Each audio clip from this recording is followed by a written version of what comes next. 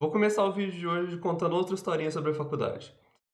Em qualquer curso, depois que você passa do ciclo básico, você começa a ter matérias mais específicas. Então, por exemplo, para engenharia, nos primeiros períodos você tem ali cálculo, química, essas coisas. E aí, quando você chega na segunda parte, você começa a ter matérias como soldagem, conformação e por aí vai. Pois bem, no tópico de soldagem, a gente tinha aula teórica e a aula do laboratório, que teoricamente é a aula prática, né?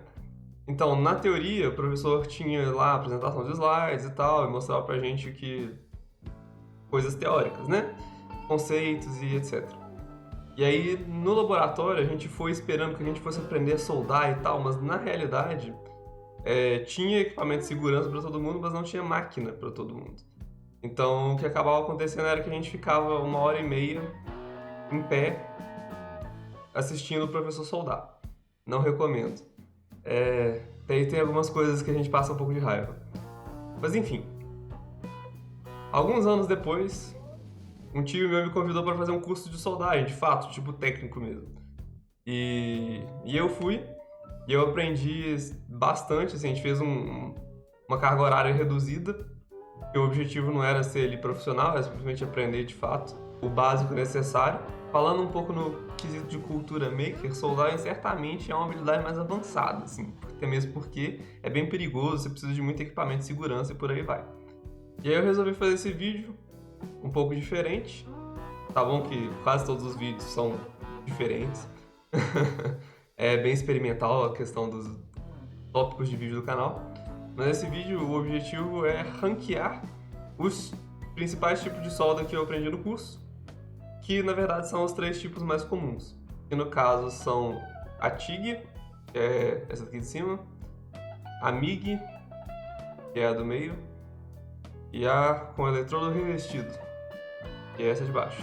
E aí eu vou falar algumas vantagens e desvantagens de cada uma e falar qual que é o rank que eu daria para elas. Então vamos lá. Tá, vamos falar um pouco sobre o eletrodo revestido. É muito prático. A coisa principal que eu quero falar aqui. Eletrodo revestido é muito prático, no sentido de que o eletrodo é revestido. O que isso quer dizer? Basicamente, ele tem ali o metal no meio e tem um revestimento, tem uma capinha. E quando você vai soldando, esse revestimento vai se transformando em gases que protegem a solda. E aí no final do processo você tem ali uma carepa que você tem que limpar, mas aí você fica com a solda perfeita no final. É uma máquina muito pequenininha e os eletrodos também são varetas, né? Como dá pra ver aí na foto. E normalmente quando você vai aprender soldagem é sempre o primeiro que eles te falam, porque é bem simples e versátil. Claro que exige um pouco mais de coordenação, no sentido de que ao longo da sua solda, o eletrodo vai sendo gasto. Então, para você manter ali a distância ideal, você vai precisar movimentar a sua mão meio que na diagonal, porque você está querendo soldar num sentido, só que o eletrodo está sendo gasto, então você vai ter que ir aproximando a mão para manter a distância do eletrodo à peça que você está soldando. É isso, basicamente. E por esses motivos, eletrodo revestido para mim é rank S, porque é uma máquina, que nem eu falei, é muito versátil, costuma ser o primeiro que você aprende e não tem muita frescura, não tem muita dor de cabeça nem nada. Continuando aqui na ordem de baixo para cima, agora nós temos a MIG. Então vamos lá. Já é uma coisa que é bem produtiva, por assim dizer. Por quê? Você tem um carretel de metal dentro da máquina e tem um gatilho. E aí quando você aperta esse gatilho, a máquina já manda o metal e vai acrescentando ali, depositando na peça. E além disso, ela tem um bocal aqui, né? Fica em volta de onde sai realmente o metal. Você tem o gás que protege a solda. Então, como não é revestido, você precisa aí de um gás para proteger a junta de oxidação e corrosão no geral, né? Por isso, a questão do controle, eu achei um pouco mais fácil do que eletrodo, porque você só precisa manter o bocal ali mais ou menos na mesma altura e movendo para o lado. Não precisa preocupar em ficar movimentando a mão para mais perto da peça, nesse sentido. E também ela é muito mais produtiva, porque com o eletrodo, por exemplo, você acaba o eletrodo, você tem que pegar outro eletrodo, colocar naquele ganchinho lá. E com a MIG, isso não é o caso. Você tem um carretel lá e você apertando o gatilho vai ficar saindo metal até acabar o carretel. Então isso demora bastante. Em compensação, você tem mais peças que vão precisar aí de manutenção e ter um cuidado maior. Que é o bocal em si. Por ele ficar muito próximo, né, da peça, ele vai sofrendo ali pedaços de metal, vão aderindo. Eventualmente você tem que dar ali uma manutenção, porque isso pode atrapalhar a qualidade final da solda. O MIG é muito bom para a linha de produção, mas, na minha opinião, fica no rank B. Ainda é um bom tipo de solda, mas não tão prático quanto o eletrodo revestido, nem de perto.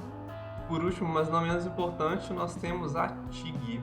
Particularmente eu gostei bastante da TIG, até mesmo porque eu senti que você tem mais controles. Até vendo a foto aí, é uma coisa... o poder que você sente é como se você tivesse uma precisão meio que cirúrgica ali na hora de fazer a solda. E como a deposição do material é feita pela outra mão, no caso, por exemplo, aqui, o cara tá soldando com a mão direita e depositando o material com a mão esquerda, que é essa varetinha aqui, né? Novamente, por não ter nenhum tipo de revestimento, tem aqui um bocal e sai um gás para proteger, então você precisa do gás.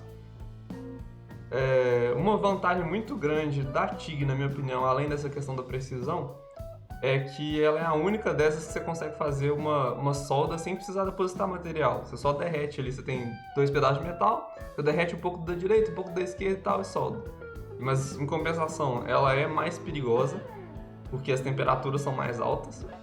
E ela também tem consumíveis, no sentido de que você tem essa ponteira aqui, que vai sendo desgastada aos poucos. E o bocal também pode sofrer desgaste ao longo do tempo. Ela não é tão produtiva quanto a MIG, até mesmo porque, né, mesmo problema do eletrodo. Aí você tem varetas que você vai depositando ali. Então acabou a vareta, você tem que pegar outra vareta e tal. E na MIG você só dispara o gatilho e pronto. Por esses motivos eu colocaria a TIG no rank A. Que você tem uma precisão muito boa, você tem várias possibilidades.